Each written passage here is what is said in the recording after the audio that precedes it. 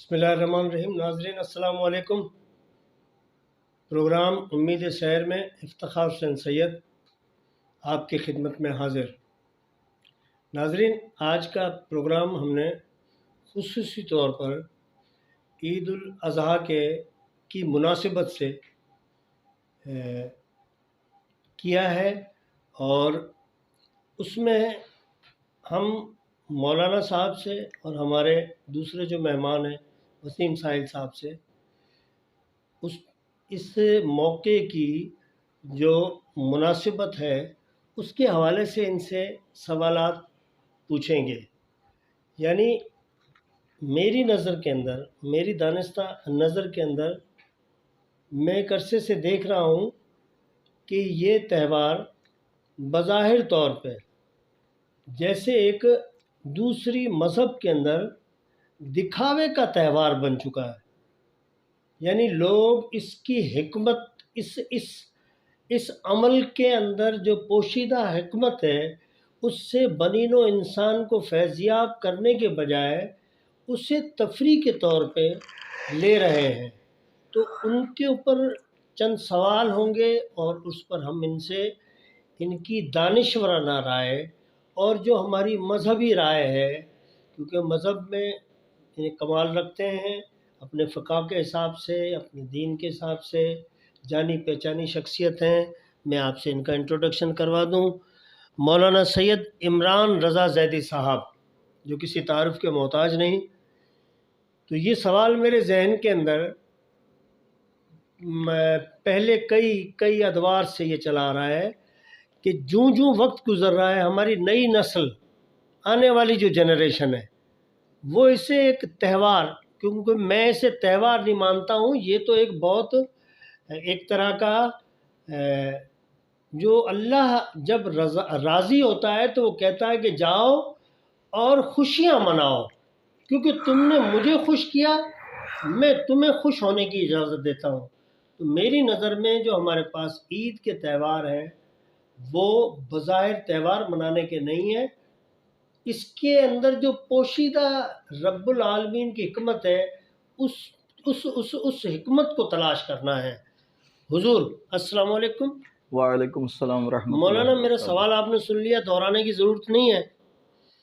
تو آپ کی رائے اس پر میں جاننا چاہتا ہوں کہ ایک تو ہمیں یہ بتائیں کہ قربانی کا اصل فلسفہ کیا ہے، اور جس انداز سے ابھی اسے منایا جا رہا ہے، یعنی ہر گھر کے آگے سب اسے قربانی بھی کر رہے ہیں، جبکہ میں نے دنیا میں 2-4 ملک جہاں پر بھی گیا ہوں وہاں اس تہوار کو انتہائی ایک محدود دائرے کے اندر کیا جاتا ہے تاکہ پورا معاشرہ یعنی اس سے متاثر بھی نہ ہو۔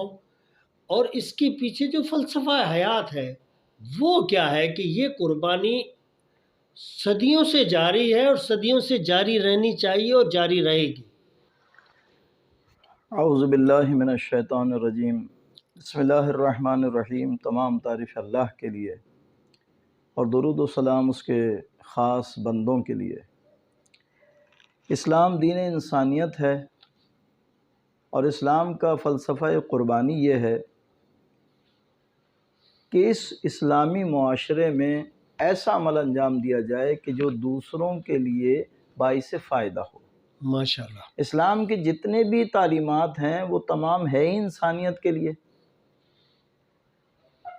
قربانی کا اصل فلسفہ یہ ہے کہ اپنی پسندیدہ شے رب کی بارگاہ میں قربان کر دینا۔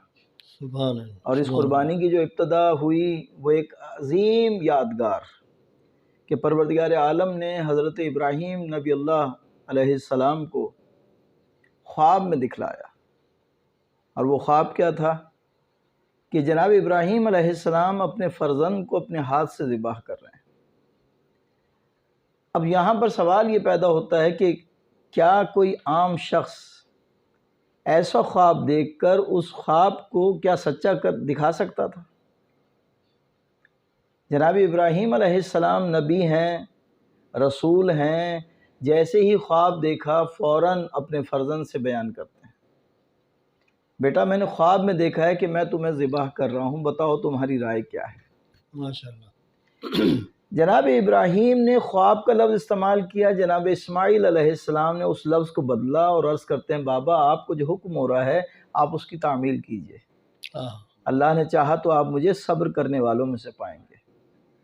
اس عظیم یادگار جو واقعہ ہے جناب ابراہیم اور جناب اسماعیل علیہ السلام کا، ہر سال مسلمانان عالم اپنے اپنے طور پر قربانی رب کی بارگاہ میں پیش کرتے ہیں۔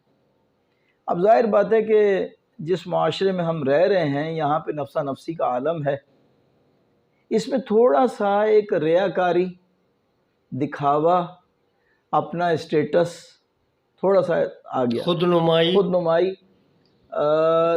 اگر دیکھا جائے تو دین دوسروں کی مدد کرنے کا حکم دیتا ہے۔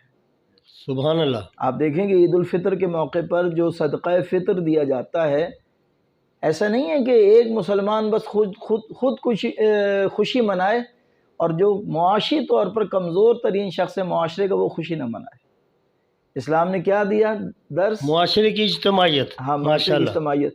جو معاشرے کے معاشی طور پر کمزور ترین افراد ہیں ان کی بھی فطرے کے ذریعے مدد کی جائے تاکہ وہ عید کی خوشیوں میں شریک ہو سکیں۔ اسی طرح آپ یہاں دیکھیں کہ جو قربانی آپ کر رہے ہیں ایسا نہیں ہے کہ پورا جانور ذبح کرنے کے بعد جو ہے آپ اپنے پاس اس کو اسٹاک کر لیں، اپنے پاس محفوظ کر لیں، نہیں، فریج میں ڈال کے. ہاں، آپ اس کے حصے کریں، ایک حصہ اپنا ہے، ایک اعزاء اقربا کا ہے یعنی رشتہ داروں کا ہے، اور ایک جو معاشرے کے کمزور ترین افراد ہیں ان تک یہ حصہ پہنچ جائے۔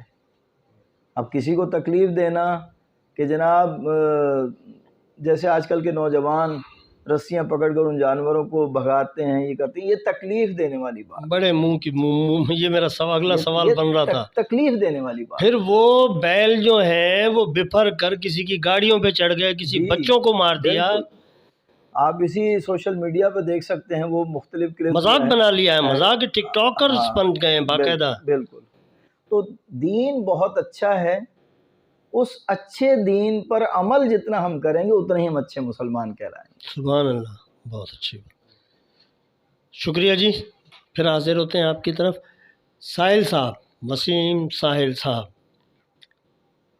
سوال مولانا صاحب نے بیچ میں مکمل بھی کیا، کچھ پہلو آپ کی طرف دھکیل دیا کہ کیا معاشرے کے اندر جو مولانا صاحب نے نشاندہی کی ہے جن چیزوں کی، اس روک تھام میں انسانی تربیت یا گھرانہ یا ایک والدین وہ اپنا کردار ادا کریں یا حکومت بھی یہ کردار ادا کرے کہ مخصوص جگہیں بنا کر قربان گاہیں بنائی جائیں تاکہ یہ جو فنومینا ہے، بچے کسی کو بھینس نے لات مار دی، کوئی بچڑا چھڑا کے بھاگ گیا، کسی کی موٹر سائیکل ٹوٹ گئی، اچھا اس قربانی کے بعد میں پھر وہ گوشت 2 دن پڑا ہوا ہے، انتظامیہ کی مجبوری کہ اسے اٹھائے نہ اٹھائے، یعنی ایک شہر جو ہے وہ ایک جنگل کا سا سما دے رہا ہوتا ہے 2 یا 3 4 دن۔ تو بہترین عمل، لیکن اگر اس پر آپ نے کوئی ایسی چیزیں مکس کر دیں اور اگر وہ لوگوں کی مذاقہ یا یعنی جو ہمارے اسلام کے اتنا بہترین دین، لیکن اس کے مخالف بھی تو بیٹھے ہیں نا، وہ اس کا مذاق اڑانا شروع کر دیں، تو اس کے لیے کیا حکمت عملی ہونی چاہیے؟ بہت بہت شکریہ افتخار صاحب، آپ نے اپنے پروگرام میں مجھے مدعو کیا۔ بہت بہت شکریہ افتخار صاحب، آپ نے مجھے اپنے پروگرام میں مدعو کیا۔ مولانا صاحب کے سامنے لب کشائی کرنا تو چراغ تلے اندھیرے جیسی بات ہوگی۔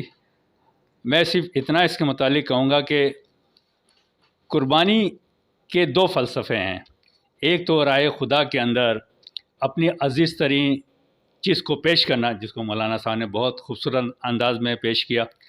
دوسرا پہلو اگر میں لیتا ہوں تو جو گردش زر ہے، اس گردش زر میں معاشی معاشی صورت حال کو بڑھانا یا معاشی طور پہ کسی چیز کو مستحکم کرنا، اس چیز کا بھی میں ایک پہلو کی طرف اشارہ کروں گا. لیکن وجہ یہ رہی کہ جس خطے سے ہم مائیگریٹ کر کے آئے، اگر آپ پاکستان اور انڈیا کے معاشرے کو اگر دیکھیں، یہاں پہ جو چیزیں، جو نشاندہی آپ نے کی ہے وہ یہیں نظر آئیں گی. اس کے علاوہ پورے بر صغیر کے اندر یا پورے عالم اسلام کے اندر قربانی کا کانسیپٹ وہی جو اسلام نے طریقہ بتایا اسی حوالے سے ہے. انڈیا اور پاکستان کا سلسلہ ہے کیونکہ وجہ یہ تھی کہ انڈیا ایک اسٹیٹ، مسلمان اسٹیٹ نہیں تھا، لازمی طور پہ پھر پاکستان وجود میں آیا. پاکستان جب آیا تو اسلام کی سینسیٹیو کو سمجھتے ہوئے اس پہ جو قدغن لگانے کی ضرورت تھی، اس سے حکومت وقت خائف رہیں کہ ایسا نہیں کوئی بلوا ہو جائے یا کسی طور پہ ہم پہ ریزسٹنس کا خطرہ ہو جائے، اس حوالے انٹرفیئر ہو جائے تو جی. تو اس وجہ سے یہ صورتحال بڑھتی چلی گئی. اور دوسرے کے جس خطے سے ہم مائیگریٹ کر کے یہاں پہ آئے تھے، جو لازم وہ مسلم اسٹیٹیں تو نہیں تھیں، وہاں پہ بھی بالکل کھلے عام اجازت دی گئی تھی. وہی چیز ہمارے نسلوں میں رائج کرتی چلی گئی. اور ایک وقت یہ آیا ہے جس چیز کی نشاندہی آپ نے کی ہے کہ یہ ہمارا مذہبی تہوار نہیں رہا، بلکہ یہ تفریح کا پروگرام بن چکا ہے. اور اگر اب اس کے اوپر ہم نے کوئی قدغن لگائی تو میں سمجھتا ہوں کہ اس کے نتائج بھیانک ثابت ہوں گے. یعنی قدغن بھی نہیں لگائی جا سکتی. قدغن بھی مولانا صاحب آپ کی طرف رجوع کروں گا پھر، کیونکہ مذہبی جو ہماری کلرجی ہے یا جو علماء کرام ہیں، ہم جب پھنستے ہیں، یعنی شادی، موت، میت، ٹھیک، اور دوسرے پرابلمس، فوراً آپ لوگوں کی طرف رجوع کرتے ہیں. ویسے ہم آپ پہ تنقید کریں گے، یہ معاشرے کا ہمارا چلن بن چکا ہے. لیکن جب کسی سے کہو کہ بھئی نکاح پڑھانا ہے، یعنی معاشرے کا سب سے بہترین اور قابل یعنی تحسین عمل، اسی کی وجہ سے معاشرہ بڑھتا ہے آگے. تو اب آپ پہ بھاری ذمہ داری عائد ہوتی ہے کہ حکومت کو ایسی کیا رائے دی جائے کہ اگر آج سے 50 یا 60 یا 70 سال پہلے اگر یہ یعنی بیلوں کو لے کے چلنا، بیلوں کو گھمانا، تو جب گلیاں بھی چوڑی، گاڑیاں بھی نہیں، یعنی اس وقت کی جو ضرورتیں تھیں وہ مختلف، آج کی ضرورتیں مختلف. تو اس کے اندر آپ بتائیے کہ آپ حکومت کو کیا سجیسٹ کریں گے کہ ایسا مل بیٹھ کر کیا ترقی کیا جائے کہ اس عظیم ترین دن کی جو حیثیت ہے وہ اپنی جگہ پہ برقرار رہے. ورنہ بجلی کی تاریں کھلی پڑی ہیں، آپ خود جو سارا ماحول دیکھتے ہیں، آپ بھی یقیناً ایک دانش مند ہونے کے ناطے، عالم کے ساتھ ساتھ آپ ایک دانش مند بھی ہیں، ایک خرد مند آدمی ہونے کے ناطے آگے کا تو ضرور سوچ رہے ہوں گے کہ آنے والے 10 سالوں میں پھر کیا ہوگا. جی حضور. دنیاوی لحاظ سے اگر ہم دیکھیں تو ہمارے پاس دنیاوی طور پر بہت سارے ممالک ایسے ہیں ترقی یافتہ کہ جہاں پر ایک سسٹم بنا دیا جاتا ہے، اس سسٹم کو فالو لوگ کرتے ہیں. اسی طرح قربانی کے لیے بھی وہاں پر چاہے وہ مغربی ممالک ہوں، وہاں پر سلاٹر ہاؤس بنا دیے جاتے ہیں کہ بھئی آپ کا جانور وہاں پر ہے، آپ کو ایک وقت دیا جائے گا، وہاں پر آپ کا جانور ذبح ہوگا اور پھر اس کے بعد آپ کو وقت مقررہ پر گوشت مل جائے گا. بہت خوب. اسی طرح ظاہر بات ہے کہ ہے تو یہ ہمارا دینی تہوار، بے شک، اسلامی تہوار ہے، لیکن چونکہ اب اس میں دنیا داری بھی ہے، ماشاءاللہ، تو لہٰذا جو بھی حکومت وقت ہو اسے چاہیے کہ اس سلسلے میں ہماری رائے حکومت کے لیے یہ ہوگی کہ مختلف سلاٹر ہاؤس بنائے جائیں کہ جہاں پر باقاعدہ ایک منظم طریقے سے اس قربانی کے عمل کو مسلمانان عالم یا پاکستان میں رہنے والے مسلمان باحسن خوبی انجام دے سکیں. اس سے پھر یہ ہوگا کہ جو شہری زندگی ہے اس پہ نقصانات کے چانسز کم ہو جائیں گے. بالکل بالکل. کیونکہ کئی میں نے کلپس ایسے دیکھے کہ بچڑے پہ وہ ہاتھ گھما رہے ہیں، اس نے اپنی ٹانگ سے اس بچے کو زخمی کر دیا، یعنی وہ آپ کی عید جو تھی وہ کس میں بدلی ہو گئی؟ سوگ میں. بالکل بالکل. تو اس کے لیے آپ سمجھتے ہیں کہ یہ سلاٹر ہاؤس کا قیام یہ بھی ہے، اور ایک اہم اور بہت بڑا ایک مسئلہ ہے، وہ یہ ہے کہ جب ہنگامی صورتحال ہوتی ہے تو جو بھی ڈپارٹمنٹ اس ہنگامی صورتحال کا سامنا کرتا ہے اس کا عملہ بہت کم ہو جاتا ہے، کیونکہ عوام ہے زیادہ بہت اور خوب. عملے کے افراد ہوتے ہیں بہت کم. اب جس دن قربانی ہوتی ہے اس دن کتنا تعفن ہوتا ہے، کتنی ان کی آلائشیں ہوتی ہیں جانوروں کی کہ جو مختلف جگہ پر گلی کوچوں میں پڑی بھی ہوتی ہیں، کہ وہاں تک وہ عملہ پہنچ نہیں پا رہا ہے یا عملہ کم ہے. اب اس میں لوگ کیا کرتے ہیں، یہ میں نے خود اپنی آنکھوں سے جی مشاہدہ جی جی کیا ہے، جی لوگوں کو ارشاد. دیکھا، لوگوں کے اس عمل کو دیکھا کہ جانور اپنے گھر کے سامنے ذبح کر رہے ہیں، اب اس آلائش کو اٹھا کے کسی ایسے گھر کے سامنے رکھ دیا کہ جہاں پر دروازہ بند ہے. ایک طرف تو آپ اس دینی عمل کو انجام دے رہے ہیں، اس یادگار کو منا رہے ہیں، اور دوسری طرف آپ ایک مسلمان کو کتنی تکلیف دے رہے ہیں کہ اگر وہ 2 دن وہاں سے وہ آلائش نہ اٹھی تو کتنی بدبو ہوگی، کتنا اس کا تعفن پھیلے گا، کتنی اس سے لوگوں کو تکلیف ہوگی. تو لہٰذا انسانیت کی روح سے ہونا یہ چاہیے کہ ہم خود اپنے طور پر اپنی اصلاح کرتے ہوئے اس قربانی کے دن کو منائیں. ماشاء اللہ، بہت خوب، بڑی اچھی بات کی. ناظرین، اسی کے ساتھ لینا چاہوں گا وقفہ، اور وقفے کے فوراً بعد آپ کی خدمت میں دوبارہ حاصل ہوتا ہے.